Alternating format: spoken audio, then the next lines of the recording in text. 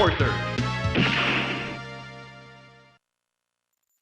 Hello, and welcome to another B&T unboxing video. Today we'll be talking about Lethal Enforcers for Super Nintendo. But right here, so we have Lethal Enforcers. This is basically a port version of the arcade game where you have a light gun on the arcade, and same with this, and you shoot the bad guys. It's kind of like target practice almost, similar to Area 51 if you ever played that in the 90s. But this is more of a Dirty Harry style game.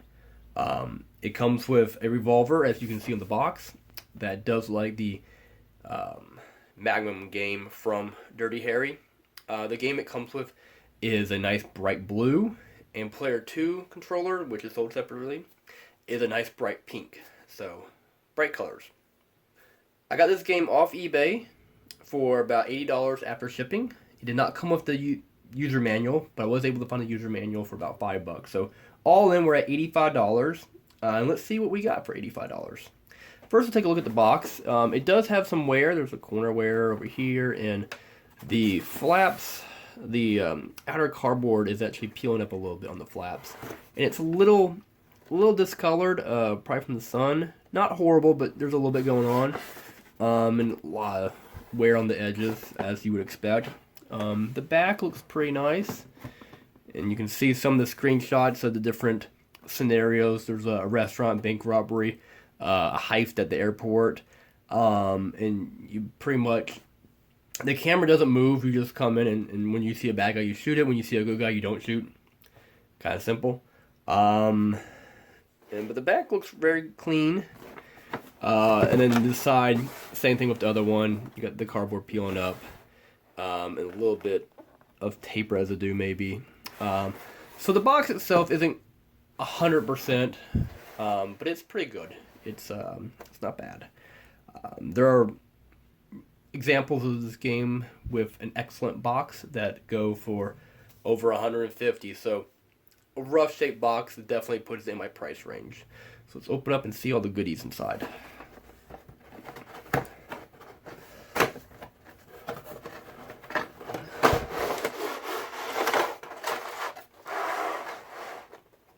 Now, as you can see, everything comes in this nice plastic tray. The plastic tray probably is the hardest part of everything to find.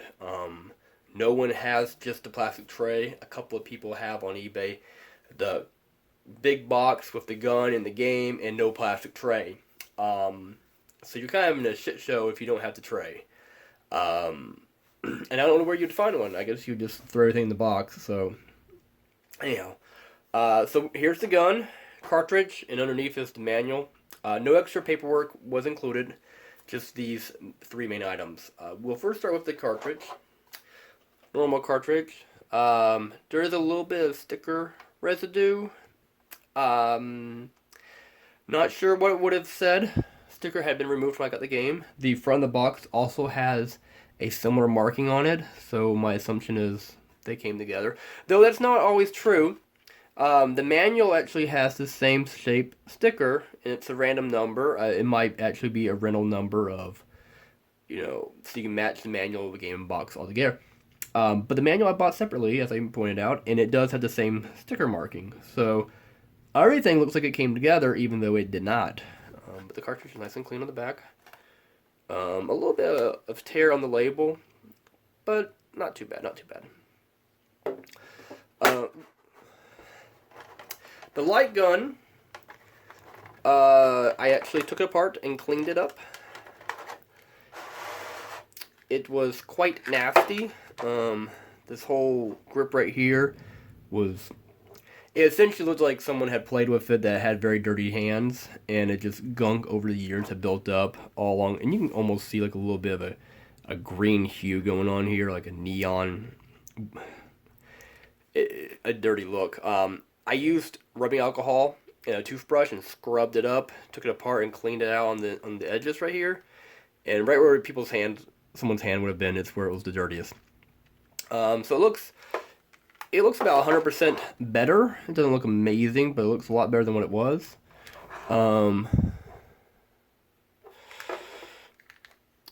Unfortunately, it just looks nice. I believe something's going on with the photodiode in here, and the gun doesn't work.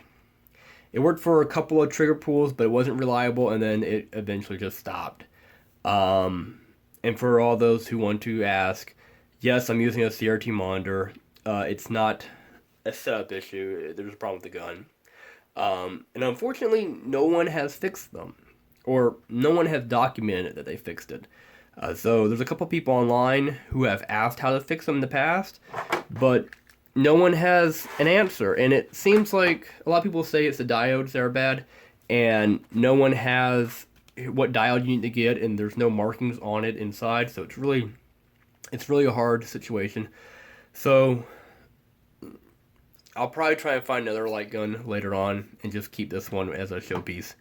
And then here's the manual. Like I said, the sticker's a little bit different shape or size, but it's a similar rectangle rounded corner shape. For all I know, these had similar numbers on them. But the manual looks pretty good. It's actually colored. Got your stages. Now, on the game, you can actually jump to any of these stages. It's not like it's a traditional game where you had to beat level 1 to go to level 2. You can go into however you want. I think your score reflects on how what levels you've completed and how many times you've, or how many shots it took to take the bad guys down. So yeah, there's the manual. With the manual, I also had a slight issue. The seller sent me the Sega CD version of the manual instead of the Super Nintendo, but thankfully the seller corrected that issue quickly. And speaking of Sega CD, this game was also on the Sega Genesis, Sega CD, Super Nintendo. I think that was it. I think it was those 3 systems. And then there was the arcade. So a wide variety of systems had this game on it. The light guns for the home consoles are probably all 90% the same. I don't know if they might be 100% the same except for the connector. The arcade ones are completely different, and from what I've read, built much better. And for those wondering, because the light gun does not work, I was able to work out an agreement with the seller, and he did give me a partial refund of $30. So all in all, about $50 for this set, which isn't too bad. The most expensive parts are the light gun in the box with the tray. The game is like $5. Honestly, it's kind of weird. Well, the game's useless without the light gun, so, well, it's not completely useless. You can use a controller, and I believe you can also use the mouse out of Mario Paint. So the controller probably, it's not easy to move it around, but the mouse may actually be enjoyable. So if you have a mouse and you want to pick it up, it's pretty fun. But if you plan on getting this game and you have the CRT, make sure before you buy it, it's been tested a couple of times and it's firing reliably, and that the seller packs it very well. The seller I bought it from, he wrapped it a little bit, the exterior box a little bit with bubble wrap, but not the gun itself was not wrapped in anything. So I don't know if that contributed or not, but it might have. This has been the unboxing of Lethal Enforcers for Super Nintendo. Thank you for watching, and if you enjoyed it, please give a thumbs up. And leave a comment below if you what you liked, what you didn't like. If you have the system, do you have this game, and does your light gun work? And please follow us for new upcoming videos, unboxing videos. Soon we'll be having another Disney game unboxing, and hopefully after that we'll have a unboxing of a new copy of Perfect Dark.